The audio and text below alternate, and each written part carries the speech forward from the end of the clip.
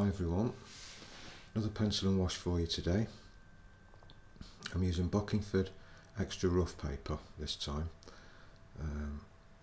Purposely using that so I could get a nice sort of foliage texture on the trees there, just using the pencil on the side, and it gave a really nice effect on the rough paper. As you can see, I've just wetted the paper all over with clean water, and now I'm going in with a mix of well, it's not a mix actually, it's just yellow ochre watered down a little bit, just to tint the paper and just put a bit of colour in the bottom part of the sky there.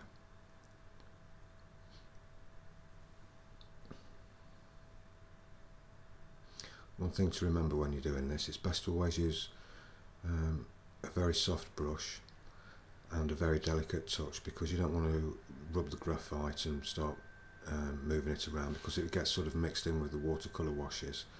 It can really go dull and it doesn't look very nice at all, so just be very careful with that.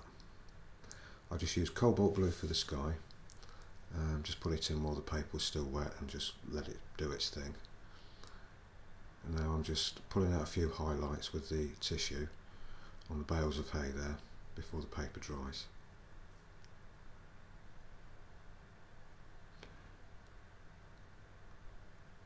Just dabbing out a few light areas on the church as well.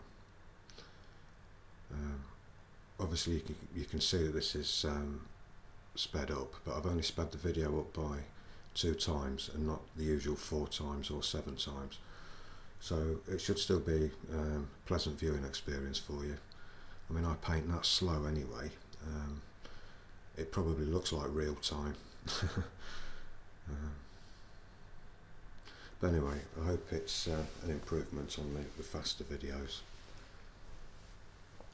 Right, so I've let all that dry, and I'm going to use a mix of cobalt blue and hooker's green, and just use a bit of dry brush technique on the distant trees, just lightly dragging the brush over the surface of the paper, so you get that sort of hit and miss effect with the grain.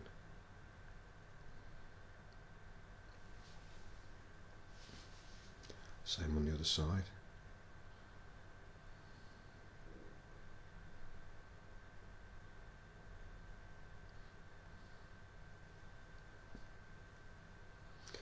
And now I'll be mixing up a mix for the trees, the main trees, and that'll be hooker's green and yellow ochre.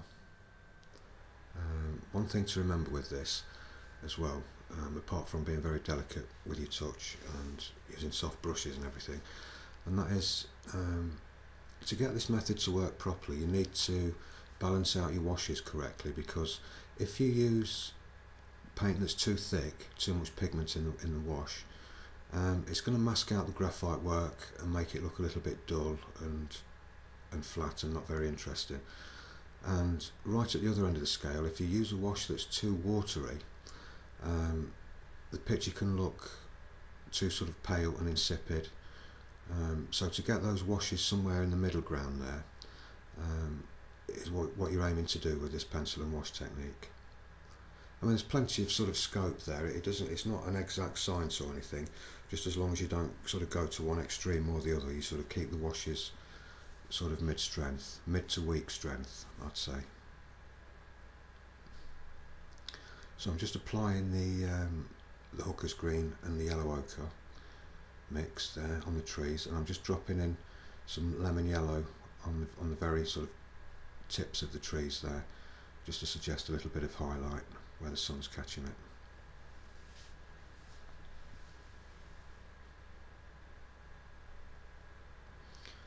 And I use this same mix for all of these main trees. I might vary the strength of them just a little bit, or drop a little bit more lemon yellow in than normal, just to give a little bit of variation so they don't look all the same and boring, just a little bit of variation there can be nice.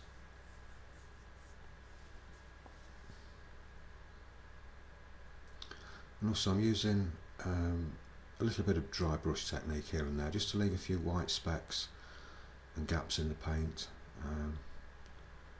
Again, it just adds a little bit more interest.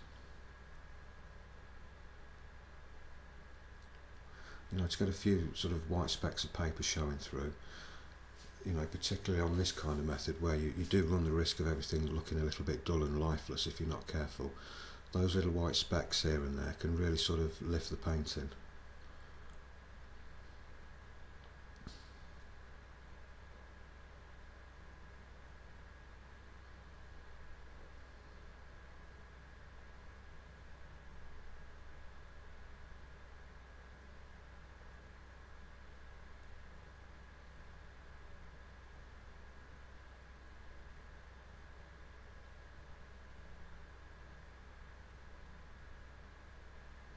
Just dabbing in a little bit more lemon yellow there. Excuse me.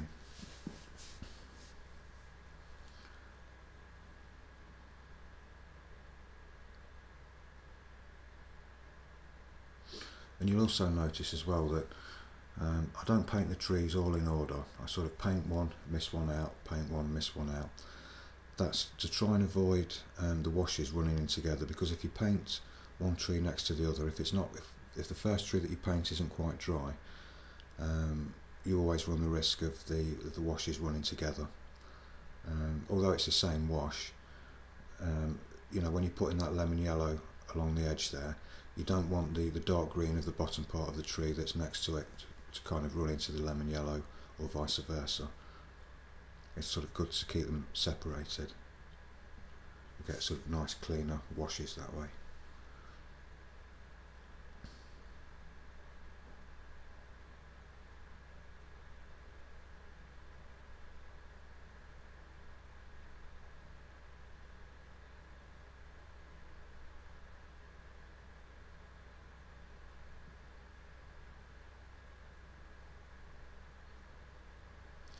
And this is a great method for, you know, people that can draw but struggle a little bit with watercolours, a bit like myself.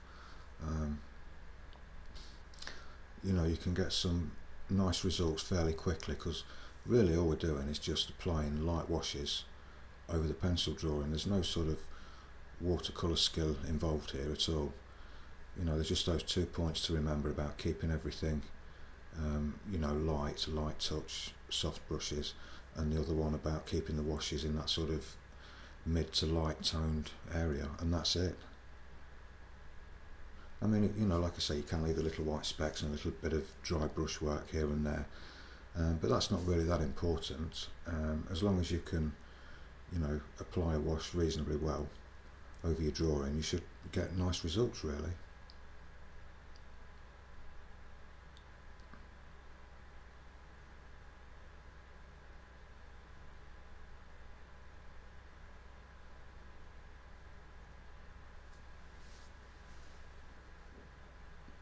Now I've let all that dry,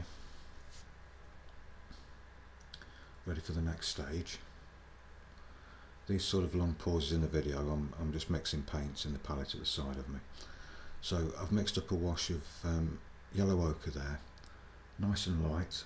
And I've also excuse me, I've also mixed up a wash of cobalt blue and burnt umber, just to get like a nice dark grey. Well, it's not a dark grey, it's kind of a medium grey colour, just to drop into the yellow ochre while it's still wet and let it kind of just diffuse into the paint and give that nice sort of shadowy soft effect on the stonework there.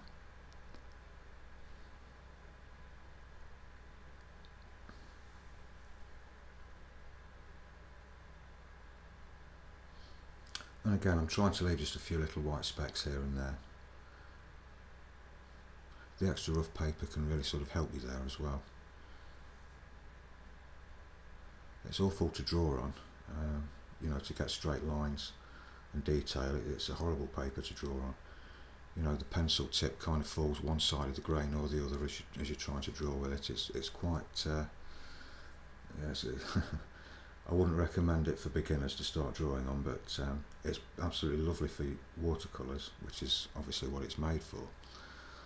But fine detail is a bit tricky on this kind of thing.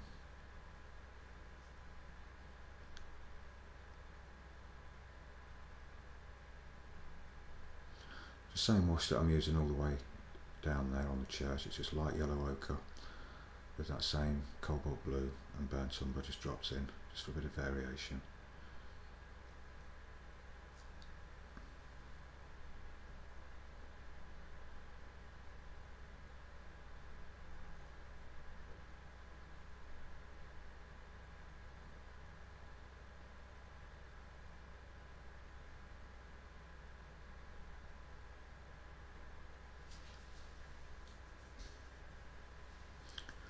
And if the yellow ochre dries out a little bit too much when you're putting the grey on and it sort of leaves a hard edge, just go back in with a clean damp brush and just gently soften it out.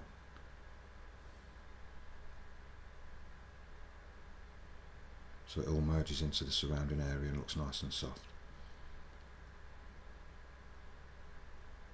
Same mix again on the little outbuildings in the wall.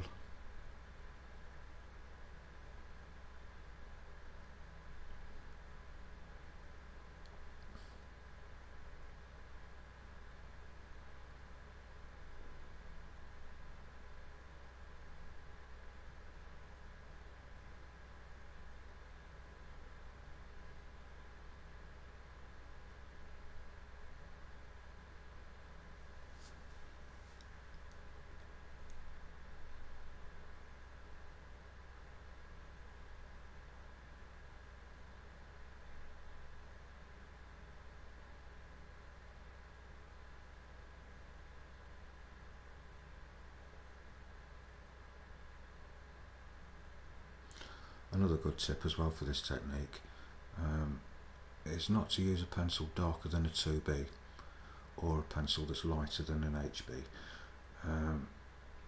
It's good to sort of keep in that range, because if you use a pencil that's too soft and too dark, you've got more chance of the graphite lifting up into the washes and smudging and making a mess.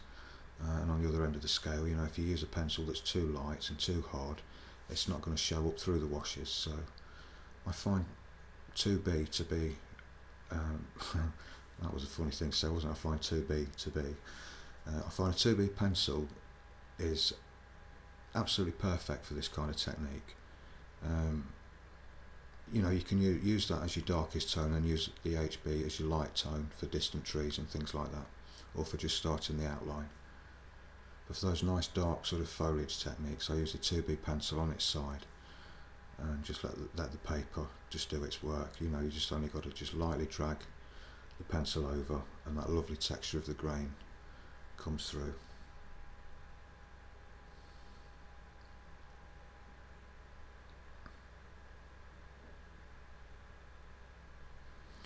So now I'm using a mix of burnt sienna and yellow ochre. I'm just painting in the roofs and the chimney, and while it's still wet I'll drop in some hooker's green and yellow ochre, basically the same green that I use for the trees. I've still got some of that on the palette at the side, so I just drop that in while the paint's still wet, and it gives that nice effect of moss and weathering and everything on the roofs.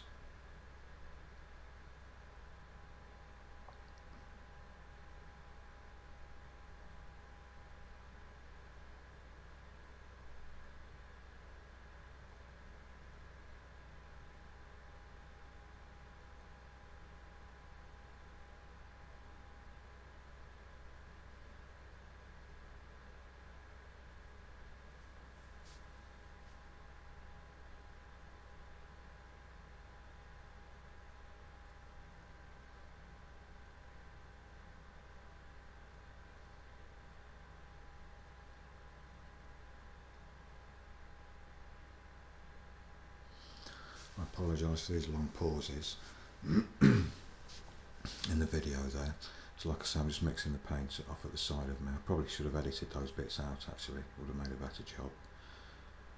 The mix I'm using there for these slate roofs is cerulean blue with a little bit of cobalt blue, and then a touch of burnt umber just to slightly grey it off a little bit, and it gives that nice kind of slate grey colour.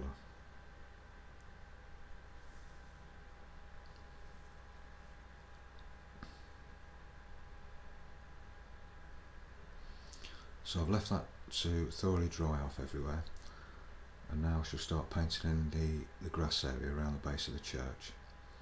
I'll actually start off with lemon yellow just along that top edge there on both sides, just to suggest like sunlight is just sort of catching it there.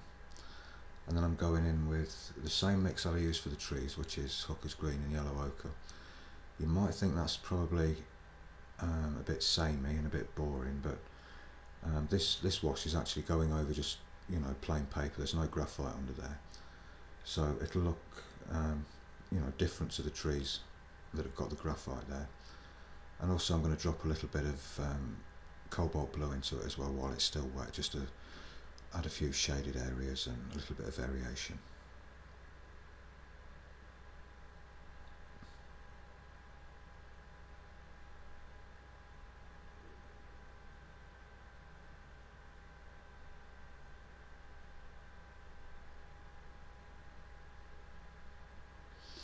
So that's just a little bit of cobalt blue going in there, just to create a little bit of shadow around the church, and just in the, you know, in the grass in general.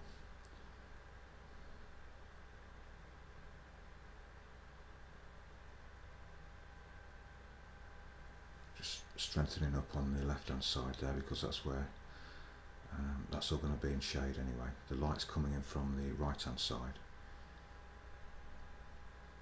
so it'll put the left hand side there all in shade.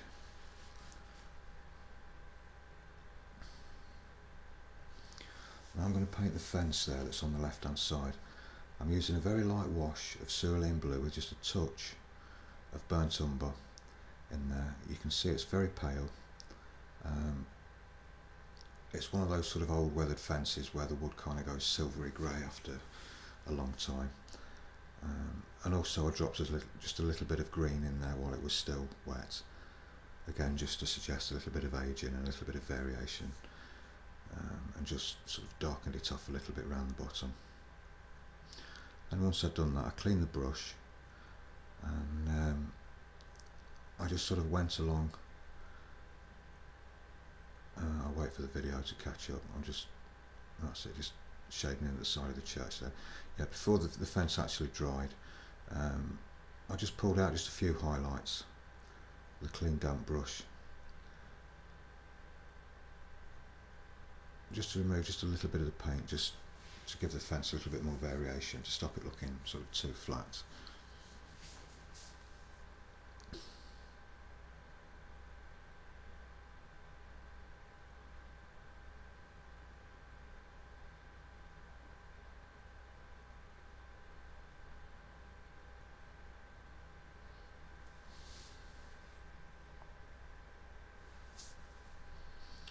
Again, I'm obviously mixing something at the side of the palette,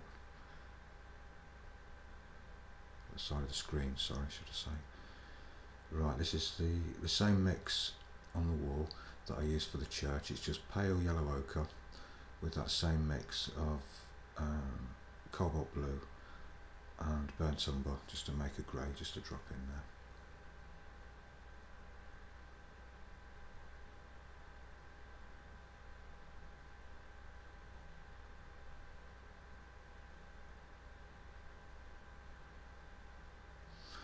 Obviously painting carefully around those bales of hay there,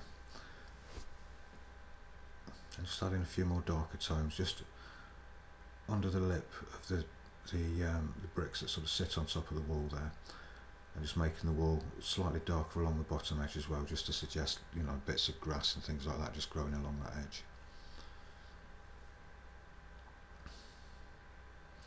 And the same thing on that little bit of wall just sticking out there as well.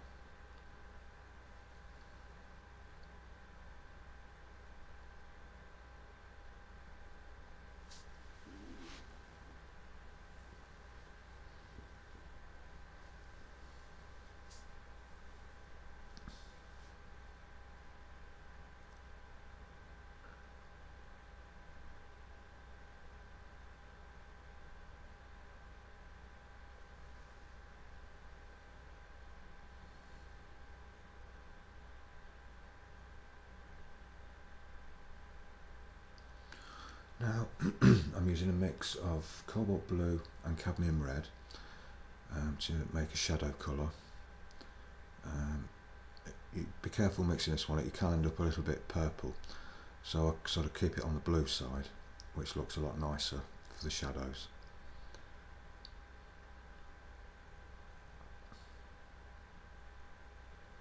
Just darkening off under the eaves of the roof as well, just to add a little bit more definition there.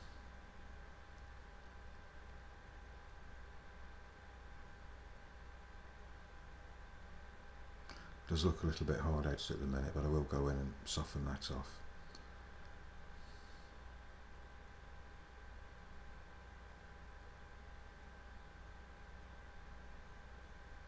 That's what I'm doing now, just a clean damp brush and just gently softening it out just a little bit.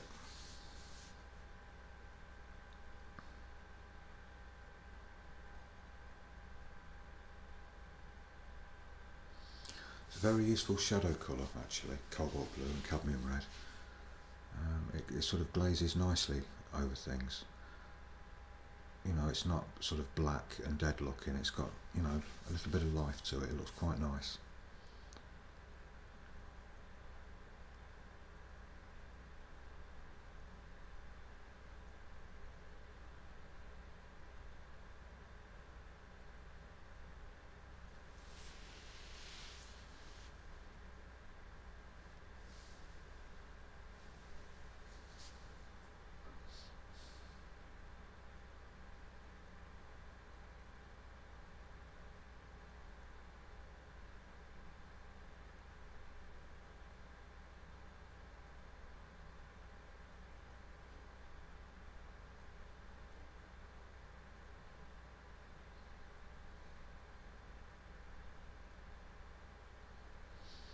Now I'm using that same mix of cobalt blue and cadmium red, but I've just strengthened it up to make a nice dark mix, painting the window frames.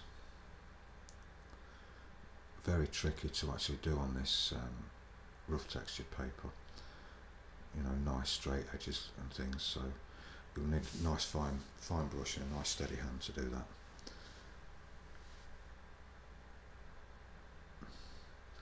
Okay, now I'm obviously contemplating the dreaded foreground. It's already got a light wash of yellow ochre on there.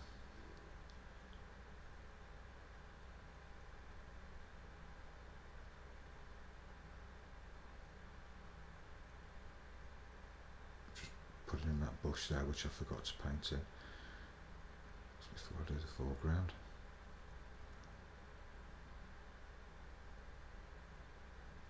I'm terrible at things like that. I'm always forgetting to paint certain things in the painting and end up going around doing things in the wrong order, but never mind.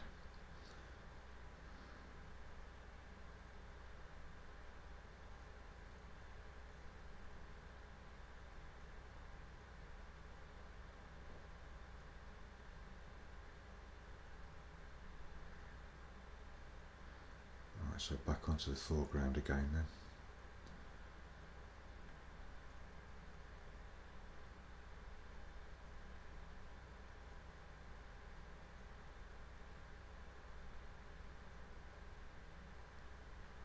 What I actually use is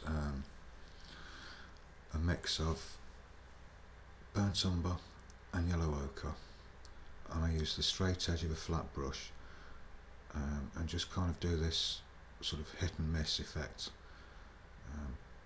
going along horizontally, just to sort of suggest the cut corn, you know, the stubs that are left over. I'm keeping the lines fairly close together in the distance, and as the lines come further down in the painting, further forward, I make them just a little bit bigger and a little bit wider, and add a little bit more pigment to it as well as it comes further forward.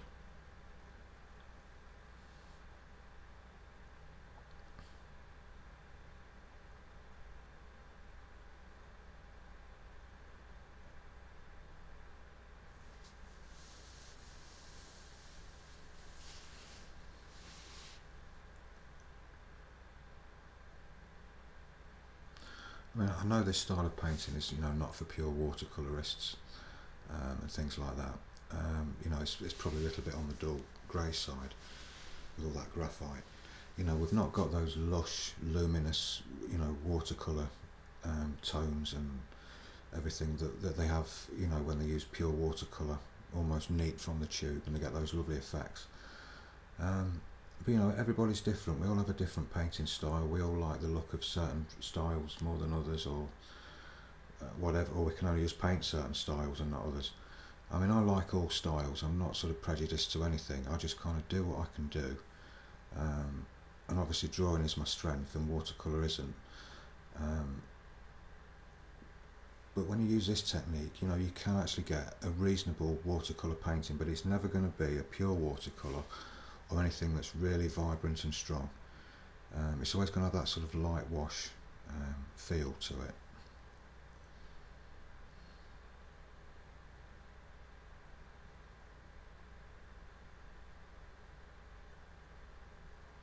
It's also a great method for using when you're outside sketching and things like that, because you really can draw that foliage quickly with the side of a pencil. You know, and then you've only got to just give it a light wash over and it's done. So it's quite a quick method as well. Although it takes me a long time. I mean, I'm very slow and meticulous. I mean, you can see that by the way I work. You know, this video sped up 2 times the speed, and it looks almost in real time. But yeah, you know, it can be, you know, quite a fast method if that's what you're looking for. You know, sketching outside, nobody wants to sort of stand there all day sort of painting a scene. We want to get that scene sketched in as quickly as possible and then move on to the next. So I mean, have a go at this. You might like it. Just try it in your sketchbook. Have a few goes with it. Just get the idea of how the paint sort of goes over the graphite, and you know, it could be something new for you when you're out and about sketching. I'm just dropping in a few darker areas now, a few little areas here and there of cobalt blue and burnt umber, just to sort of suggest a little bit of shade at the back of the hay bales there, and just sort of random shade here and there.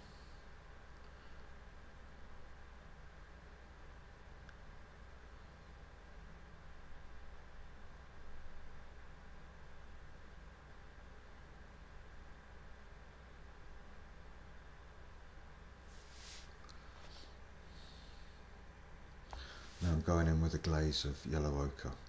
I actually recorded the last frame of this video where I was painting and drawing in the hay bales, but I didn't actually press record. I thought I was recording it and I wasn't, so I've actually finished the painting without recording it. So the next thing you see after this is a finished painting, so I'm sorry about that. I thought I'd actually press record, but I hadn't. But anyway, this is a light glaze of yellow ochre, just going over the foreground, just to try and pull everything together.